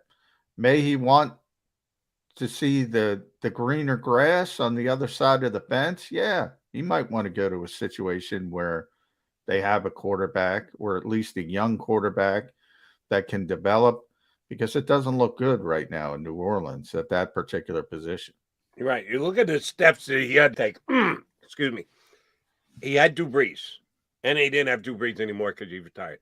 So he goes with Jameis Winston. Oh, that's a drop off. But it's not off the table. It's just a pretty big step backwards. And then Jameis gets hurt. So you got to go to Taysom Hill, who you got to know is not a starting quarterback in the National Football League, but he's your third quarterback from where you were just however many games previous at the end of the last season. And then Taysom Hill gets hit. So you're now trotting Trevor Siemian out there. You've gone from Drew Brees to Jameis Winston to Taysom Hill to Trevor Siemian. And yes, that's who the Eagles beat. And that's the reason that the Eagles did make the playoffs, because the Saints finished with the same records as the Eagles, but the Eagles got it because they beat them head up. They beat Trevor Siemian. Yeah, I can see where it sets in that he goes, yeah, this is not too rosy a picture. I don't know how many more years I want to do this overall. So if I can weasel my way out of town into a better situation with a better quarterback, I kind of rode Drew Brees' coattails for a whole bunch of success down there in New Orleans. Let me see if I could hop on somewhere else. Who do you think would fall into that category? If all of a sudden there's an announcement this week that, the Saints are willing to talk about trading Sean Payton, who do you think would be the teams calling? Well, everybody. And that's why, obviously not the Kansas City Chiefs. No, I meant the teams. I'm sorry. The teams that have an opening right now. The 8 of 8 that have the open, yeah. right. And, remember, they have more information than we do. So we talk about nobody's hired. Maybe they're slow playing. Maybe they have information. I don't think that's the case. I think more so because the NFL is very concerned about how things look from a public relations standpoint when teams identify coaches that people outside the NFL world don't deem worthy. Jonathan Gannon took a lot of hits like this because he's a very young guy. People say he doesn't deserve to be in the position he's in. Whereas you have older, proven coordinators. David Culley, a perfect example of a guy who did a good job by everyone's estimation, and he gets fired. Why? Because he was hired to be a bridge to begin with. And unfortunately, that looks bad on the league because one is a minority and one isn't, if that's the way the Houston Texans go. So it comes off poorly. But if Sean Payton becomes available, we just talked about, like, I don't know what the Raiders are going to do. Well, start there, right there. I mean, that's a pretty good quarterback. Derek Carr, not great, not in the upper echelon, but certainly right there, probably in tier 2. I think Sean Payton could do some things. Dallas, Jerry Jones, they don't have an opening. He does live in Dallas. Jerry loves him. He used to be the assistant head coach there. People forget, before he went to New Orleans. It's been so long. Has always wanted Sean Payton back in the family, so to speak. I don't think it would be hard for Jerry Jones to fire Mike McCarthy if Sean Payton became available. But in short, if you have an avenue to get out of where you are, there aren't a lot of coaches. It starts with Bill and Andy, and the coaches that are entrenched, but there aren't a ton of those. And it starts making you think, well, if I can do better, you start thinking about doing better. All right. And I already know the answer to this question, but I'll let you get on the record with it. Vegas or Dallas? If you're Peyton, not that you have control, but you can. Oh, he would go to Dallas. I mean, he lives there. He still has a home there. He loves it there. He would just and put that aside. Just purely talking about roster in place, ownership, everything else above and beyond the fact that he was a former Cowboy, whatever.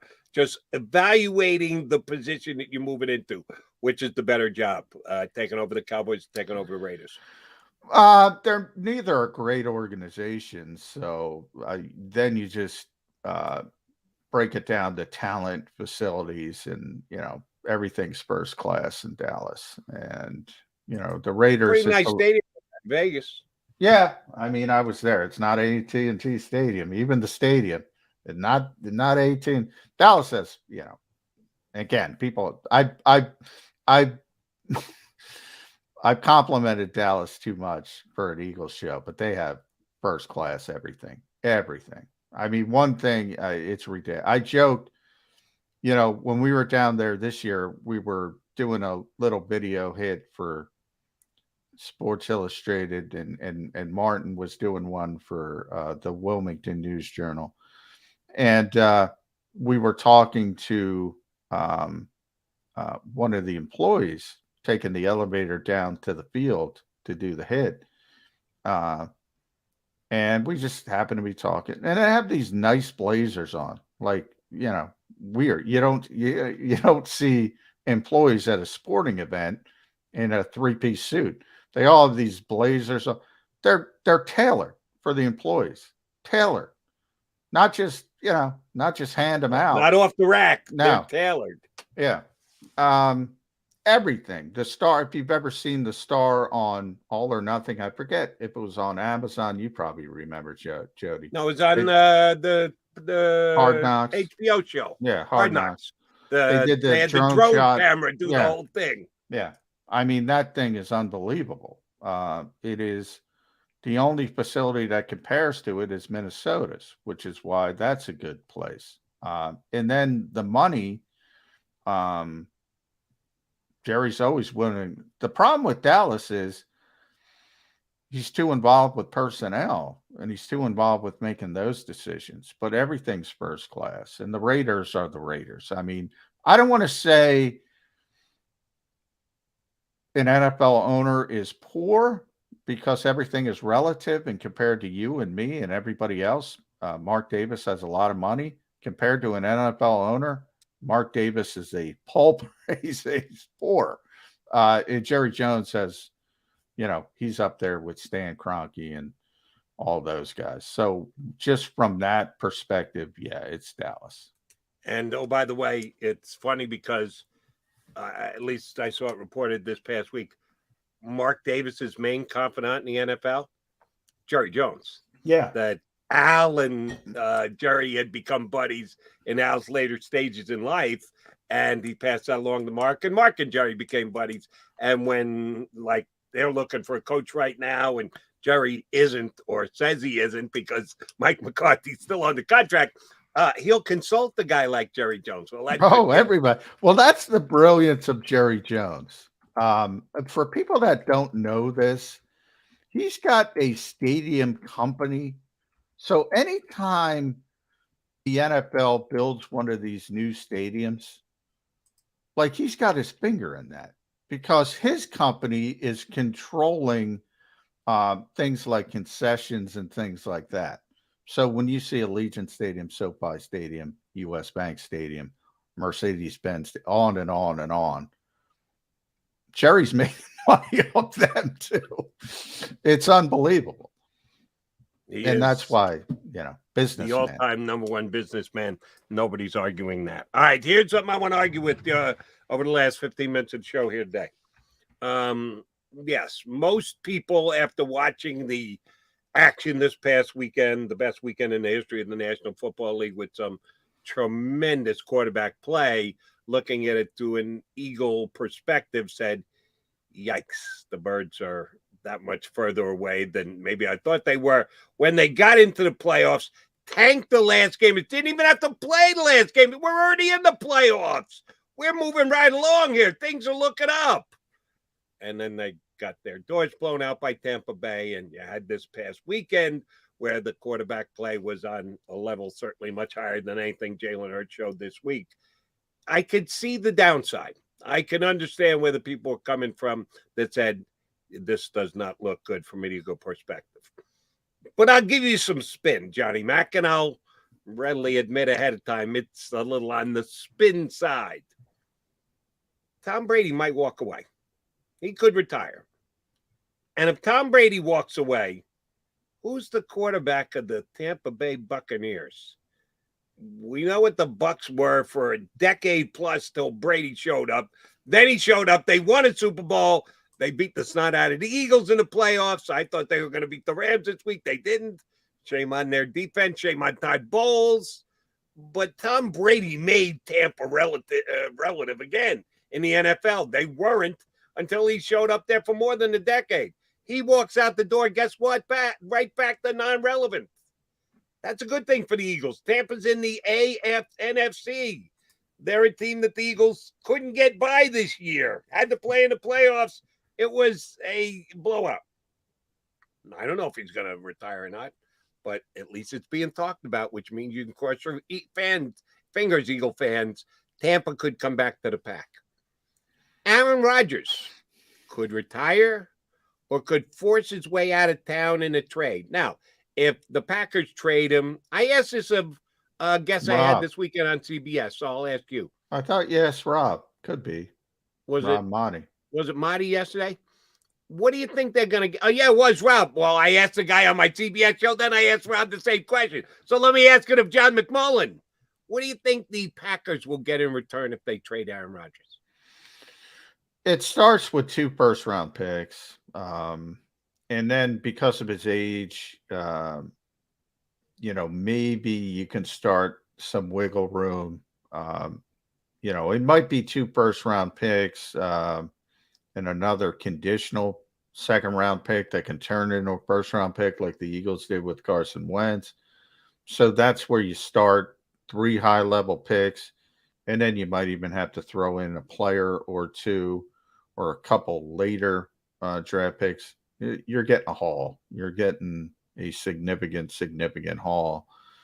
Especially now, we started the show talking about, the recency bias of this game. This game is going to resonate in the NFL. And people look at that game. And I was talking to you about this before the show. Jim Irsay was up at 2 a.m.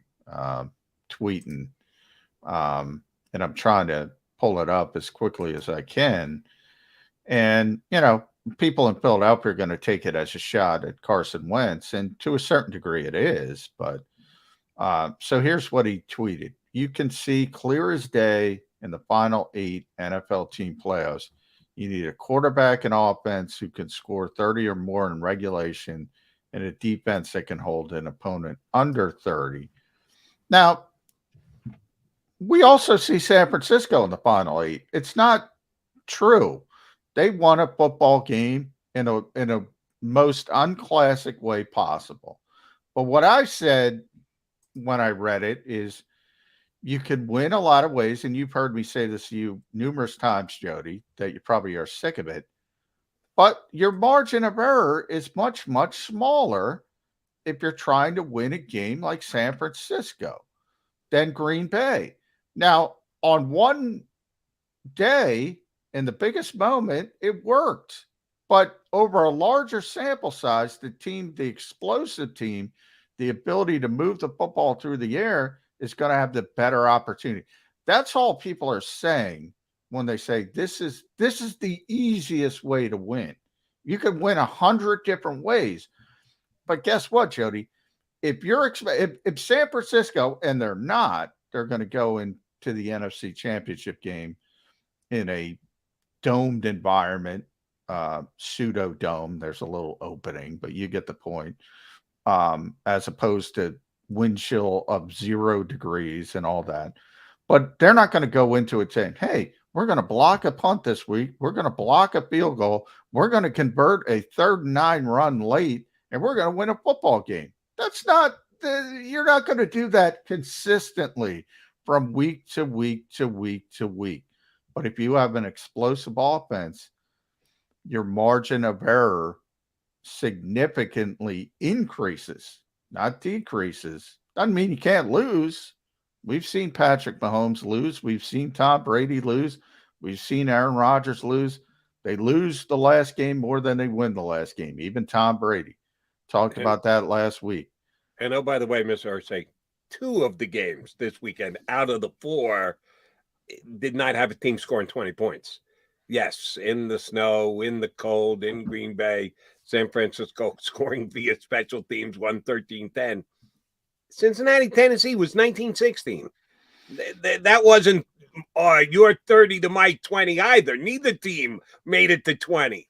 So just because Josh Allen and Patrick Mahomes did what they did doesn't mean that that's what you have to do to win going forward in the National Football League. But it makes it easier. He's right. It makes it easier. If you have Patrick Mahomes and you have the Kansas City, 4 straight AFC championship games, and he's in 4 straight, again, championship games. Now, they only got 1 so far. We're back to that only 1. Weren't the Dallas Cowboys the highest scoring team in the NFL this year? And Tampa Bay had the highest passing offense. I'm saying it doesn't guarantee anything. It doesn't guarantee anything, but it makes it easier. It makes it easier. It does. I'm looking for guarantees, and I know there are no such thing as guarantees, but I think he was a little overly simplistic with his statement, but that's just me. But my point that we got off was Aaron Rodgers could be in the AFC, could be retired, and if he comes out of the mix, your thoughts on Jordan Love running the Green Bay Packers back? Enjoy those 6 wins, Matt LaFleur. Enjoy those 6 wins. So, yeah, all of a sudden, you're taking 2 big targets off the board in the NFC next year if Brady walks away and Rodgers either walks away or gets traded. That's my optimistic spin for this past weekend's playoff action. Actually, I'm being too harsh now. I'm thinking about it. That division's so bad. I'm going to give Green Bay 8 wins. But enjoy 8 9 wins. Yeah, you and I like that 8-9 record. Enjoy. I was going to say 500, but now it can't be 500. Enjoy slightly under 500. Yeah, just sub 500, as a matter of fact. So there's my optimistic Eagle slant or spin for the day. Yeah, get them out. Get them out. Brady and Rodgers, not the competition. Now, as far as the AFC goes, in Mahomes, Allen, Burrows, Herbert. Yeah, if you want to win a Super Bowl, you got some more cut out for you because there's some still damn good young quarterbacks over in the AFC But why don't you get to the Super Bowl first? Then worry about winning that game. I don't think people would complain or Hey, bitch or if moan too much. get to the Super Bowl, then maybe you go win the Super Bowl in an unconventional fashion. They beat that Brady guy when they got there, so who knows? All right, John McMullen, Jody McDonald. We got to take our final timeout, and then we'll come back. Put a bow on the show here on Birds 365. Go for the midnight dares. Go for the memories. Go for the view that goes on forever. Go for the bubbles in your bathtub and in your drink. Go to bed whenever you want. Or don't. Go for him. Go for her. Go for the win. Go to Ocean Casino Resort. Book your trip at theoceanac.com. At Stateside Vodka, every new customer gets the world's best rocks glass. Free. What's that? A rocks glass? You're telling me that bottle is cut in half? You could say that. Holy shit. And you're telling me I can get one of these glasses for free? That's right. One free rocks glass per customer with each first-time purchase of Stateside Vodka. So good, it just disappears.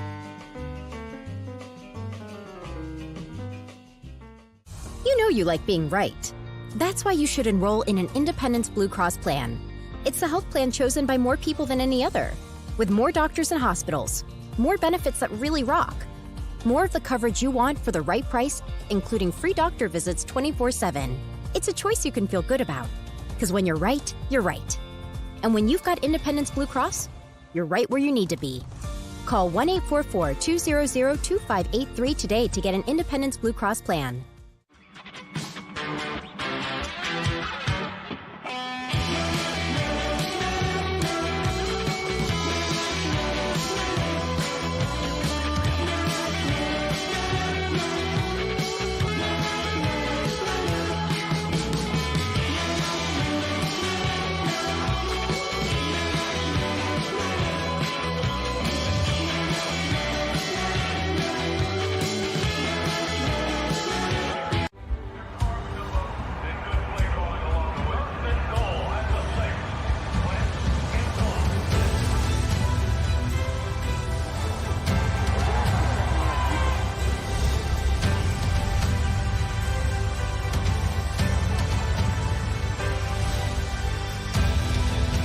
Field of life, First Trust Bank is there for you. Champions on three. 1, 2, 3. Because Philadelphia dreams deserve a Philadelphia bank. All